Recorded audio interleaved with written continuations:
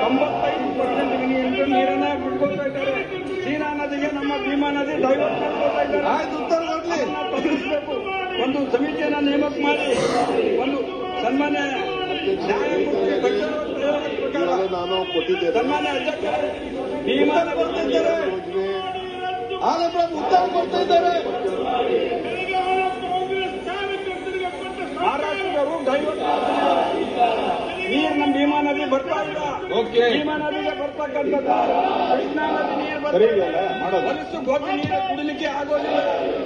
ಆದ ಕಾರಣ ಸನ್ಮಾನ್ಯ ಮುಖ್ಯಮಂತ್ರಿಗಳ ಕಳಕಳಿ ವಿನಂತಿ ಮಾಡಿಕೊಳ್ತೇನೆ.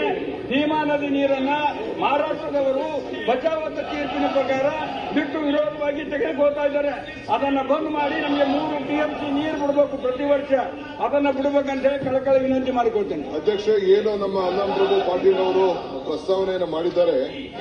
ಈಗಾಗಲೇ ಬೆಣ್ಣೆತೊರೆ ಯೋಜನೆ, ಗುಂಡಾತರ ನಾಲಾ ಯೋಜನೆ ಮತ್ತು ಅಮರ್ಜ ಯೋಜನೆ ಇವೆರಡೂ ಕೂಡ ಈಗಾಗಲೇ 1922ರಲ್ಲಿ ಇದಕ್ಕೆ ಸುಮಾರು 20,234 ಹೆಕ್ಟೇರ್ ಕೃಷಿ ಕ್ಷೇತ್ರಕ್ಕೆ ನೀರಾವರಿ ಸೌಕರ್ಯವನ್ನು ಒದಗಿಸಲಾಗಿದೆ.